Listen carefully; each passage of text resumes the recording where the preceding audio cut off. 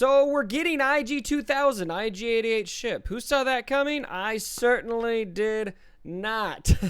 In this video, I'm going to reveal the kit to you, and then I actually have a special guest, Nukin, after the kit reveal to talk through what are the meta implications of IG-88 ship IG-2000. Let's go.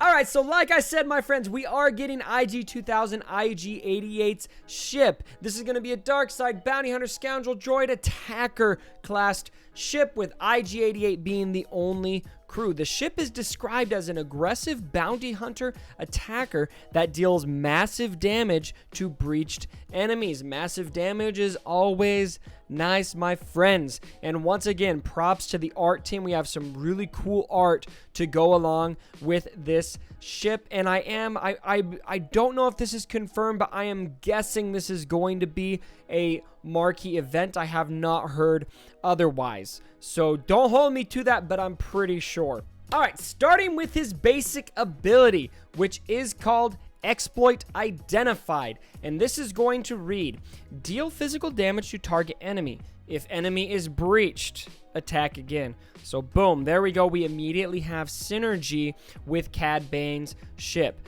Very cool. Special number 1 is going to be called Internal Dampeners Disabled. Yeah, that says dampen. Okay, dampeners. Yes, just making sure that I don't give you guys another word to meme me on. Final text: deal physical damage to target enemies, stun them for 1 turn, and inflict target lock for 2 turns. This attack deals 50% more damage to breached enemies. So boom, we've got even more solidified synergy with Xandu Blood, and this is going to be really, I mean, breached enemies breach is already a very valuable debuff, having that knock to speed, and now we're going to also increase the damage with IG-2000. IG-2000 has 1 unique, and he also has obviously a reinforcement ability. The unique is called Reconstruct Protocol. Final text reads: at the start of each turn, the IG-2000 recovers 8% health. It also gains plus 8% offense for each debuffed enemy. Other droid allies gain half these amounts. While the IG-2000 is active, breached enemies have minus 25% critical chance. So we're adding to what breached does. It's not just going to take the speed away and the defense away, it's also going to do 25% critical chance as well. So it's just that breach is going to have an even more damning effect on the opponents as you use these 2 ships together. Kind of going to be a no-brainer to run this with Xandu Blood. All right, reinforcement, initiate slice sequence. Did anybody think what I thought when I read that? TIE Slicer confirmed. All right, final text. Enter battle. Grant another random ally offense up for 1 turn and inflict critical chance down on all enemies for 2 turns. Additionally, inflict target lock on the highest and lowest health enemy for 2 turns, which can't be evaded. And so that additional target lock is going to obviously help with this synergy as well. Target lock is just really such a valuable debuff in ships. All right, let's now talk through this and talk through some of the meta implications of the ship, which in my opinion are going to be pretty significant. Now, I have got Nukin joining me on the video. Nukin has now crashed into the video. Dude, it has been a long time since we have done a video together. Welcome back to the channel. It has been a long time, and since then, I think we have grown in strength. That is true. So I want to talk about some of my takeaways from this ship and the kit. The biggest thing that I'm looking at is just the synergy that this is going to have with Xandu Blood, with that breached debuff.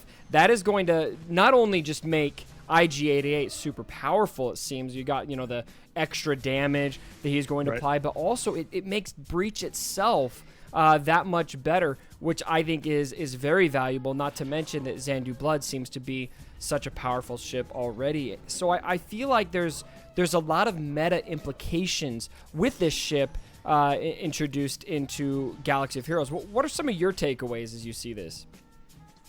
I think that it's interesting. I was expecting actually another bounty hunter ship to drop, Yeah. I thought Django might be that pilot, but it seems like IG-88, I believe, I always get it mixed up, is going to be that next pilot, and it's going to have more Breach synergy. So Breach continues to get better, which is very interesting. And also, this is the first droid ship as well, so potential future synergy going forwards with this ship. Now, currently, right now, we have a total of 4 bounty hunter ships. And what are you thinking? I'm thinking that Houndstooth, if we were to rank them in order, Houndstooth is still probably the strongest of the bounty hunter ships. Houndstooth and then is ridiculous. It's amazing, probably the best take right now in the game. And then it comes down to probably the IG-2000 here or Xanadu's Blood. Which one are you liking or favoring so far right now? So I think the jury's kind of out. I think I agree with you. Houndstooth definitely does seem to be the best ship. But I'm going to say Cad Bane and the IG-88 ships seem to be pretty on par to me. They're going to be a real dynamic duo. Though I think those three you're going to see in the meta. I think you're going to see those three ran quite a bit together. And I think it's actually interesting. Before we started this video, Nukin pointed out to me this is the first droid ship, and I thought, wait, I hadn't even thought about that. This is the first droid ship that we have in game. And so looking to the future of the game, are we going to have potentially future droid synergies in the game? I don't know what other droid ships we might have, but I think that is definitely notable that we have a droid ship. But for now, I feel like we're missing that last bounty hunter ship. Do you feel like we could have one more bounty hunter ship along the line, maybe an earlier version of Slave 1 or something else? I would like to see maybe one more bounty hunter ship, or potentially and have a rework on the Slave 1, because it is a ship's 1.0 ship, and there's no breach synergy with it, and there's a lot of overlapping mechanics of counterattacks and taunts, and Slave 1 just seems to be this awkward black sheep stepchild currently. And I think both of us tried to run Slave 1, and we did have some success, but it just feels awkward running it. But definitely a ton of synergy with Xanadu's Blood, IG-2000, Houndstooth, because they have the breach mechanics working for them. I'll never forget farming Slave 1, because Slave 1 was literally the last piece I needed to have that Zeta challenge ready. Oh, yes. Yeah, definitely. And I swear, there was somebody at Capital Games who knew that I only needed 4 more Slave 1 shards, and they made me wait like 2 weeks before that stupid thing showed up in the fleet store. So. And they tempted you with that $40 pack. Always. Yes. So, yeah, I would like to see Slave 1 improve as well. Maybe a rework on Slave 1 could be necessary. I would love that, just because I don't know if there's a ship that I invested more sweat into than Slave 1. Plus, it's just one of the, in my opinion, in Star Wars lore, Slave 1 is easily one of my favorite ships. I mean, that asteroid chase with Obi-Wan Kenobi in Episode 2 with the seismic blasts is pretty freaking awesome. Pretty good. Yeah, so back to IG-2000. I think for fleet commanders, are you thinking Chimera? Are you thinking Executrix? I was testing both, and I kind of think that the Chimera ran smoother on auto, but I can definitely see the Executrix on manual being maybe potentially a little bit stronger. You can really capitalize on stacking those debuffs and hitting really hard, but the Chimera has that sort of survivability. And if it comes down to like a Houndstooth versus Houndstooth, that ultimate, which is basically an annihilate from the Chimera, is pretty sweet to do on a Houndstooth. I think that it can do not only one-shot Houndstooth, but then it ends up doing like 20 to 50,000 damage to everything else. What fleet commander do you think people should run the IG-2000 and the bounty hunter ships on? Should be the Chimera or the Executrix? Here's the question I would ask you. I'll answer that question with a question. Okay. What kind of ships player are you? If the Chimera does seem to be better on auto, like you said, maybe the Executrix is going to be a better manual play. Right. Me personally, for lack of a better way of saying this, I don't like ships. Yeah. Almost, I still, even though I think this ship is cool, I think there's exciting things with it, cool synergy with the rest of the bounty hunter ship. That's nice, but I don't like spending a ton of time in ships, and so I'm all about that auto life when it comes to ships. So I'm picking Chimera. What about you? I think Chimera is definitely probably the best auto choice.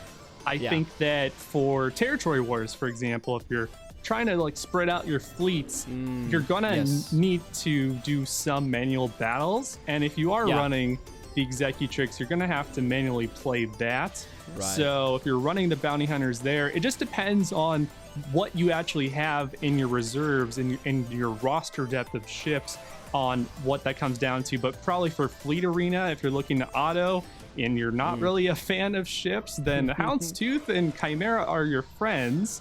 I actually really like ships ever since Ships 2.0. I'm not sure if we should be calling it. You're one of those guys. I don't know if we should still be calling it that because it's been a few months now. I like taking math tests.